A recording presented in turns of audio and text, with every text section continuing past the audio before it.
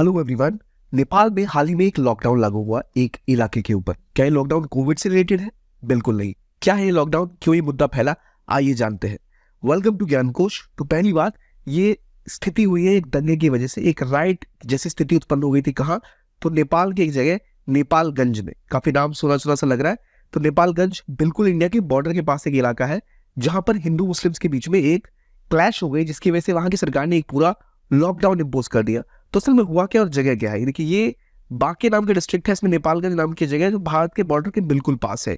UP से सटा हुआ एक गांव, एक इलाका, जहां पर हुआ ये कि जो वॉशिंगटन पोस्ट है और जो हमारी एसोसिएटेड प्रेस इंटरनेशनल, इन्होंने रिपोर्ट किया है कि टिकटॉक और सोशल मीडिया के थ्रू कुछ लोगों ने, कुछ शरारती तत्वों ने इस्लाम और मुस्लिम्स के खिलाफ एक पोस्ट जारी की। तो मुस्लिम समाज के लोगों ने फिर इसके खिलाफ विरोध प्रदर्शन किया। कुछ समय में हिंदुओं के द्वारा फिर वहां पर एक रैली निकाले गए हिंदू समाज के द्वारा। तो फिर उसके ऊपर पत्थरबाजी हुई। तो लगातार ये एक स्थिति बनी जहां दोनों गुटों के लोगों ने एक दूसरे के खिलाफ पत्थरबाजी की और यहाँ पे तनाव की स्थिति उत्पन्न हो गई। उसके बाद नेपाल की एडमिनिस्ट्रेशन ने वहां कंप्लीट लॉकडाउन लगा दिया, कर्फ्यू इम्पोज कर दिया। पहले तो ये इनडेफिनेटली लगाया गया था कि जब तक स्थिति सही ना हो, लेकिन 2 दिन तक जब ये कर्फ्यू जारी रहा तो भारत के लिए भी एक सिक्योरिटी का सबब ये बन सकता है। क्यों इंपॉर्टेंट है, चलिए ये जानते हैं पहले। लेकिन उससे पहले मेरा आपसे एक सवाल कि इनमें से कौन सी इंडियन फोर्स नेपाल बॉर्डर पे ऑपरेट करती है? कौन सी security agency India Nepal border पे रहती है? बीएसएफ, एसएसबी, सीआरपीएफ या आर्मी? कमेंट सेक्शन में जरूर बताइए कौन सा आपको लग रहा है कि इसका सही आंसर है। आपको जरूर पता लगेगा इस वीडियो में। तो चलिए आगे बढ़ते हैं। जिसमें मैंने आपको बताया कि वहां पर कर्फ्यू पहले 12 घंटे के लिए लगा, उसके बाद और बढ़ गया। नतीजे में क्या हुआ? इंडिया की एसएसबी ने भी यूपी में पेट्रोलिंग बढ़ा दी। क्यों? अब देखिए, पहले इंडिया नेपाल का बॉर्डर, ये आपको दिख रहा है, नेपाल और ये इंडिया, एक बड़ा सा बॉर्डर है जो पूरे देशों के बीच ओपन है। अगर आपको इंडिया से नेपाल जाना है या नेपाल से इंडिया आना है तो आपको कोई पासपोर्ट नहीं चाहिए, कुछ नहीं चाहिए। आप बिल्कुल एंट्री एग्जिट कर सकते हो एज अ फ्री रेजिडेंट, जिससे आप इंडिया में किसी राज्य से दूसरे राज्य जाते हो। तो यहाँ पर जो इलाका है जहां ये अभी दंगे की स्थिति बनी है, ये बिल्कुल नेपालगंज यहाँ स्थित है। और ये इसके पास ही एक ऐसा एंट्री पॉइंट है। यानी अगर आपको इंडिया से नेपाल जाना है तो ऐसे 12-13 एंट्री पॉइंट्स बने होते हैं पूरे मैप के ऊपर, जिसके थ्रू आप सामान लेकर भी आ जा सकते हो। तो ये आपको एंट्री पॉइंट्स दिख रहे हैं, पशुपति नगर से लेकर फूलघाट तक। ये आपके एंट्री पॉइंट्स है जिसका इस्तेमाल कर आप नेपाल में एंटर कर सकते हो, नेपाल से इंडिया आ सकते हो। तो इन 13 एंट्री पॉइंट्स में से एक जो एंट्री पॉइंट है वो है जमुना एंट्री पॉइंट है। जमुना एंट्री पॉइंट है बिल्कुल नेपालगंज में ही। तो यहाँ पर जो हिंसा फैली है, ये निश्चित रूप से, अगर दंगे की स्थिति हिंदू मुस्लिम के बीच में क्लैशेस है, हालांकि नेपाल पहले एक हिंदू राज्य हुआ करता था, फिर वो एक सेकुलर राज्य बन गया। तो वहां जो दोनों धार्मिक गुटों के बीच में झड़प हुई है, ये शायद बॉर्डर से नेपाल के रास्ते यूपी में पहुंच सकती है, क्योंकि इसके आसपास के इलाके जैसे पीलीभीत, वहां पर भी यूपी गवर्नमेंट ने सिक्योरिटी बढ़ा दी है। एसएसबी ने अपनी पेट्रोलिंग बढ़ा दी है, क्योंकि हो सकता है कुछ तत्व उसको इंडिया में फैलाने की भी कोशिश करें। कहने का मतलब ये है कि जितने भी एंट्री पॉइंट वाले इलाके हैं जो बॉर्डर से लगते हैं इंडिया और नेपाल के बीच, यहाँ की सेंसिटिविटी बहुत ज्यादा होती है।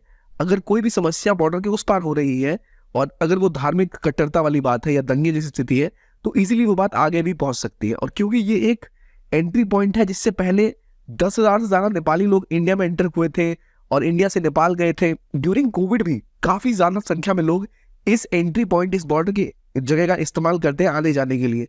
तो एक ऐसी सेंसिटिव लोकेशन जहां पर इतना ज्यादा आना जाना लोगों का होता है इंडिया नेपाल के बीच में, वहां इसका फायदा उठा के कुछ एंटी सोशल एलिमेंट, असामाजिक तत्व या कुछ हिंसा फैलाने के लोग वहां से इंडिया में एंटर कर सकते हैं और यहाँ की स्थिति को और बुरा भला कर सकते हैं। तो इसलिए बहुत इंपॉर्टेंट है कि इस इलाके की इनसिक्योरिटी जो है, जो यहाँ पे मुद्दा बना हुआ है, इसको जल्दी रिजॉल्व किया जाए। और नेपाली एडमिनिस्ट्रेशन ने भी कोशिश की है कि आज जल्दी से वो एक नॉर्मलाइजेशन ऑफ सिस्टम लेके आए। अगर आप देखो, ये वो इलाका है बॉर्डर, यहाँ इंडिया, यहाँ नेपाल, आप आराम से आ जा सकते हो। एंट्री पॉइंट में आप थोड़ा बहुत सामान लेके आ सकते हो। एक सिस्टमेटिक तरीके से सब कुछ कंस्ट्रक्ट किया जाता है। यहाँ दिख रहा है आपको बॉर्डर, नेपालगंज, ये नेपाल, ये इंडिया। तो टोटली आपके लिए एक ओपन बॉर्डर है जहां पर एक भी विवाद एक जगह जो होता है दूसरी जगह फैल जाता है। इसलिए कहते हैं भारत और नेपाल में रोटी बेटी का संबंध है। रोटी बेटी का संबंध यानी लोग भारत के नेपाल काम करने जाते हैं, बॉर्डर इलाकों के नेपाल के लोग भारत काम करने आते हैं, यानी एक दूसरे से रोटी का संबंध है। और क्योंकि लोग आपस में शादियां भी करते हैं बॉर्डर के आसपास, आपको बारातें जाती अक्सर दिख जाएंगी बॉर्डर्स में, तो यानी बेटियों का संबंध भी, बेटियां भी ब्याही जाती एक दूसरे के देश में, एक दूसरे के इलाके में। तो ये एक रोटी बेटी का संबंध भी है। तो ये जो रोटी बेटी का संबंध इनके बीच में बना हुआ है भारत और नेपाल के बीच में, इसलिए भारत की सिक्योरिटी और नेपाल की सिक्योरिटी आपस में जुड़ी हुई है। 2 कंट्रीज विद सेम इंटेस्टाइन, ऐसा भी कहा जाता है, क्योंकि इतना ज्यादा डिपेंडेंस एक दूसरे के ऊपर इन दोनों राज्यों का रहा है, दोनों के संबंधों का है। तो नेपाल और इंडिया, और जो इलाका जहां विवाद हुआ वो है नेपालगंज।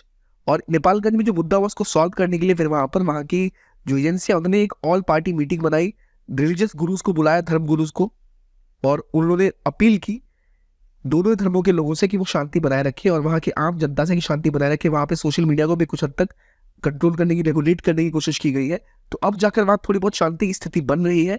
लेकिन इंडिया को हमेशा तैयार रहना चाहिए कि ऐसी कोई भी स्थिति अगर नेपाल के आसपास कहीं भी आती है तो भारत के लिए एक बहुत बड़ा सिक्योरिटी थ्रेट हो सकती है, जो रिलीजियस सोशल हार्मोनी इंडिया तक पहुंच सकती है, खतरे की स्थिति बनाकर। इंडिया के लिए ये भी इंपॉर्टेंट है कि जो बॉर्डर का इलाका है, जो अगर टेररिज्म फैलता है उसके लिए काउंटर टेररिज्म, और यहाँ के बॉर्डर के एंट्री पॉइंट से बहुत ज्यादा ह्यूमन ट्रैफिकिंग भी होती है, स्मगलिंग भी होती है, चाहे ड्रग्स ट्रैफिकिंग की भी बात करें वो भी बहुत ज्यादा होती है।